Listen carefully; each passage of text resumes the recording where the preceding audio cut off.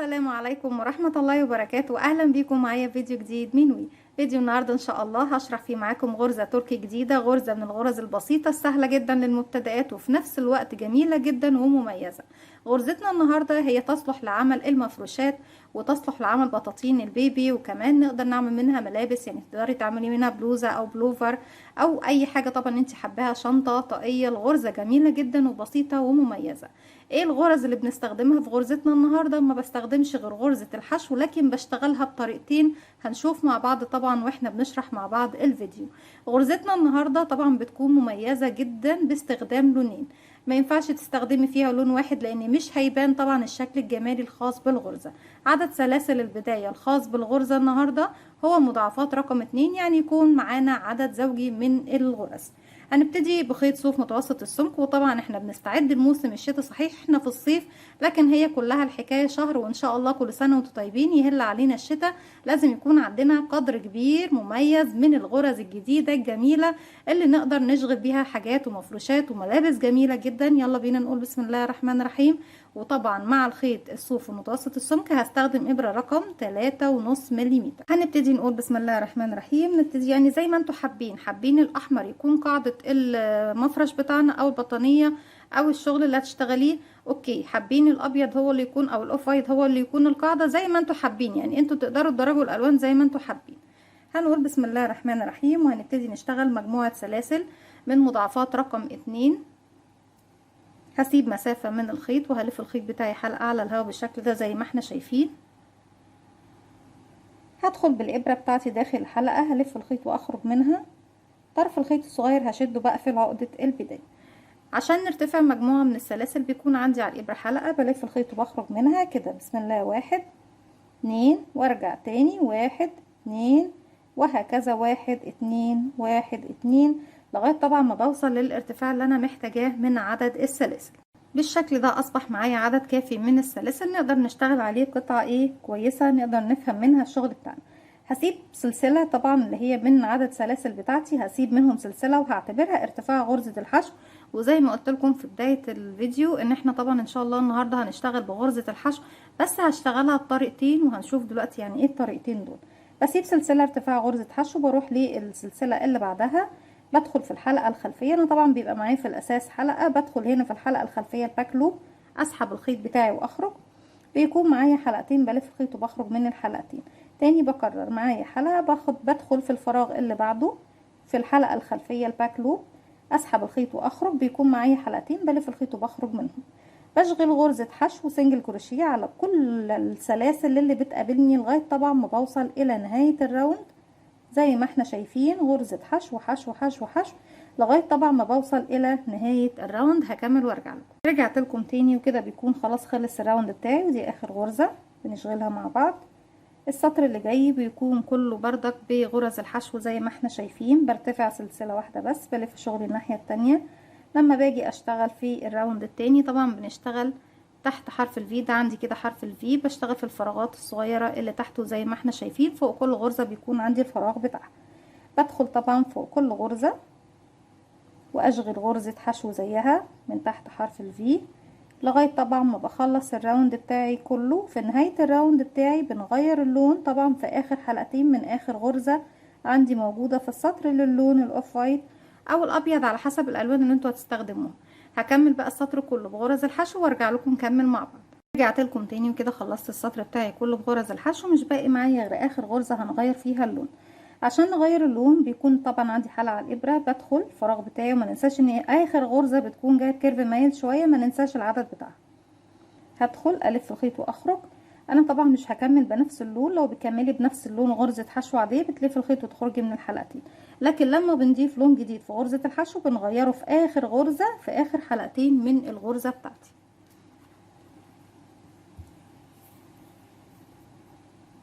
هجيب الخيط الجديد زي ما احنا شايفين، بسيب منه مسافة وبلف الخيط حلقة على الهوا بالشكل ده. هدخل داخل الحلقة بتاعتي، الف الخيط واخرج منها واقفلها عقدة بداية. هسحب الحلقة اللي باللون الجديد من الحلقتين الموجودين عندي على الابرة بالشكل ده. بكون خلصت السطر كله بتاعي واخر غرزة كمان، وبالاضافة ان انا ضفت اللون الجديد بتاعي.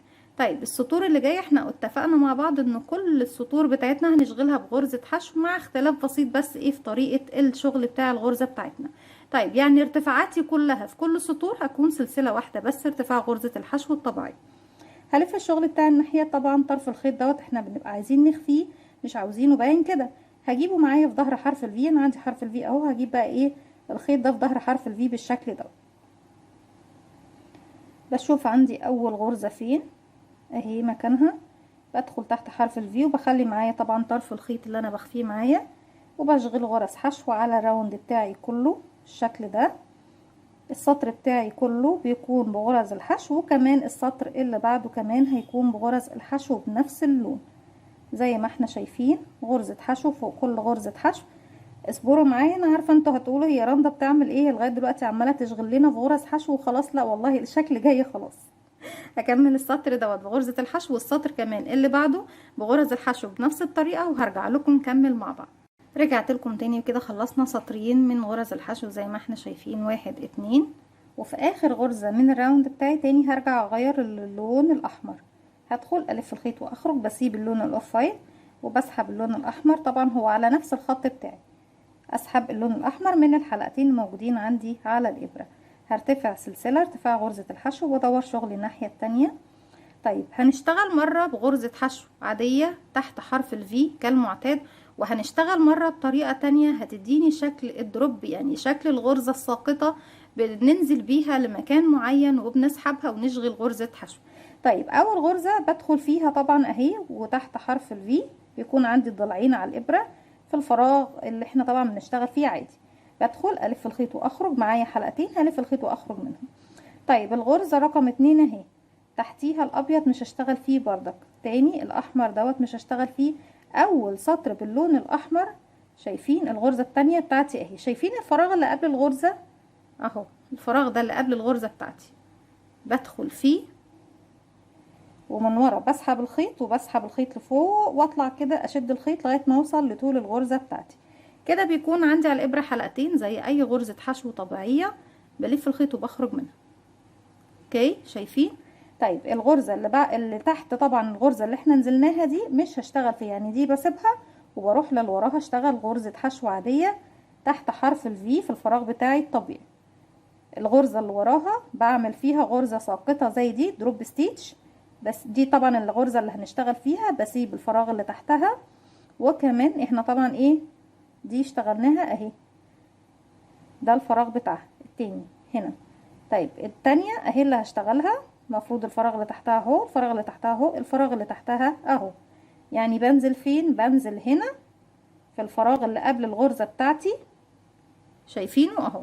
بدخل الف الخيط واسحب واشد لفوق كده لغاية ما اوصل لطولي، وبعد كده اشد الخيط واخرج من الحلقتين بتوعي.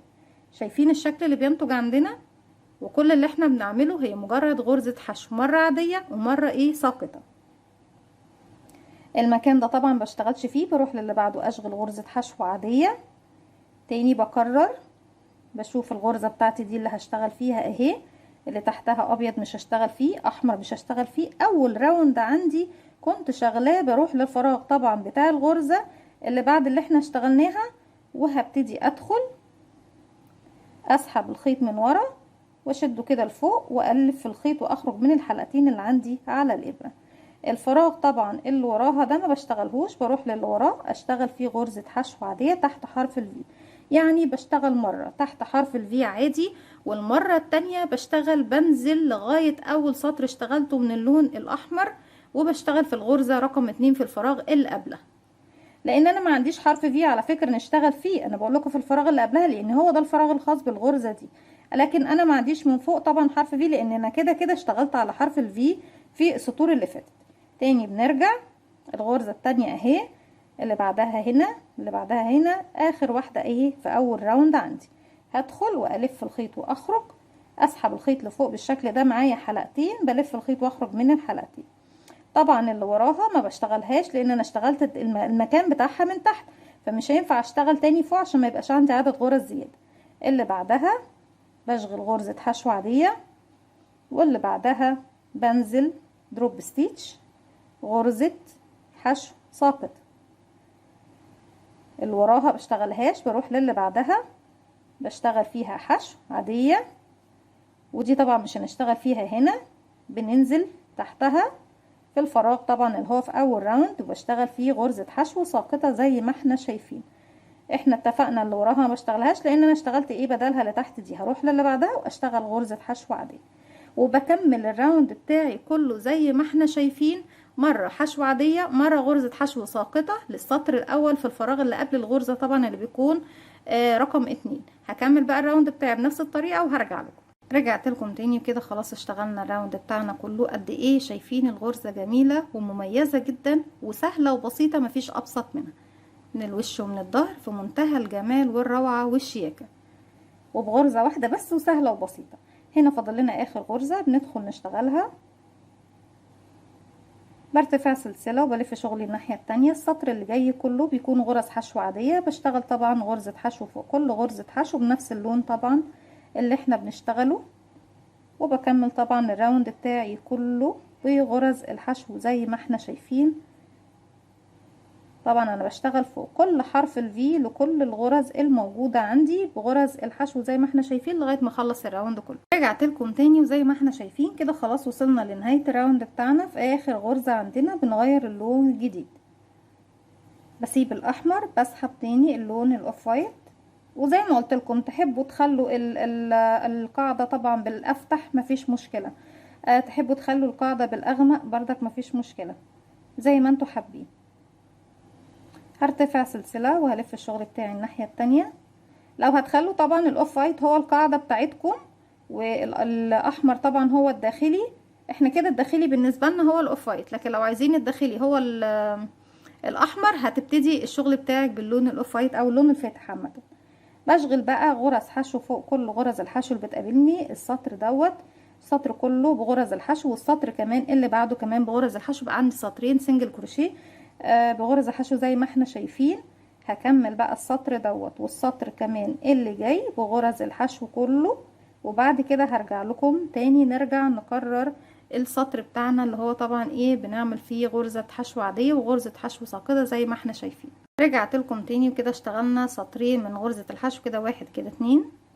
هدخل بقى في اخر غرزة عندي الف الخيط واخرج، هنسيب اللون الاوف وايت ونسحب تاني اللون الاحمر من الحلقتين الموجودين عندي على الابرة. بنرتفع سلسلة وبلف شغل الناحية التانية. طيب احنا تحت كنا بنشتغل عندناش الخطوط اللي هي طبعا الغرزة الساقطة دي. طيب السطر التاني لما نيجي نشتغل ازاي يا رندا؟ تعالوا نشوف هنشتغل ازاي. اول غرزة طبعا بشتغل تحتيها غرزة حشو عادية تحت حرف الفي زي ما احنا شايفين. طيب تاني غرزة المكان بتاعها اهو اهو اهو، شايفين بقى الفراغ اللي قبل غرزة الدروب دي؟ الفراغ اهي عندي غرزة الدروب اهي، الفراغ اللي قبلها اهو واضح شايفينه هنا اهو، بدخل فيه واشغل غرزة الدروب بتاعتي الجديدة زي ما احنا شايفين. يبقى انا كده عملت الدروب بتاعي في نفس المكان اللي انا محتاجة اشتغل فيه فوق الغرزة رقم 2.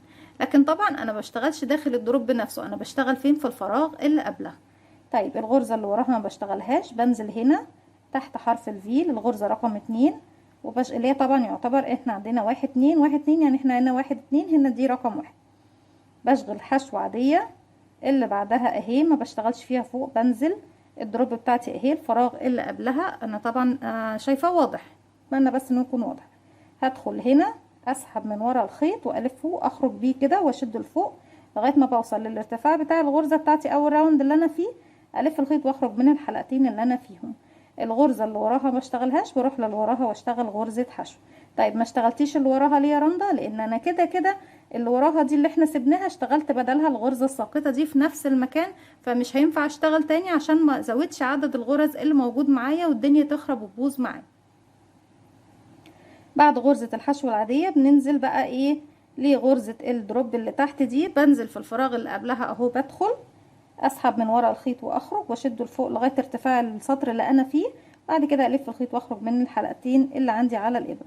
وراها ما بشتغلش، بدخل في اللي بعدها واشتغل غرزة حشو عادية، وبعد كده اللي بعدها بنزل لمكان الدروب اللي تحت دي، بنزل في الفراغ اللي قبلها اسحب الخيط واخرج واشده لفوق والف الخيط واخرج من الحلقتين، وهكذا طبعا بكمل السطور بتاعتي بنفس الطريقة. طيب السطر اللي جاي هيكون ايه؟ هيكون بردك غرز حشو على كل غرز الحشو اللي بتقابلني باللون الاحمر، وارجع بعد كده اشتغل سطرين باللون الاوف وايت، وارجع بعد كده اخد تاني اللون الاحمر وابتدي اشتغل نفس السطر اللي احنا بنشتغله ده زي ما احنا شايفين. دي كانت فكرة الفيديو بتاعي النهاردة او غرزتي النهاردة. بصوا بس ايه، انا عايزة اشوف كده واضح. زي ما احنا شايفين الغرزة بتاعتنا قد ايه مميزة، بصوا قد ايه جمالها، في منتهى الجمال والروعة والبساطة والشياكة في نفس الوقت. تقدروا تعملوا منها اجمل واحلى مفروشات طبعا ليكم وللمولودات بتاعتكم. دي كانت فكرة الفيديو بتاعي النهاردة. اتمنى يا رب انها تكون سهلة وبسيطة وتنول اعجابكم. ما تنسوش لو عجبكم الفيديو تعملوا لي لايك وشير وسبسكرايب، واستنوني فيديو جديد من وفعلوا زرار الجرس عشان يوصلكم مني كل جديد. السلام عليكم ورحمة الله وبركاته.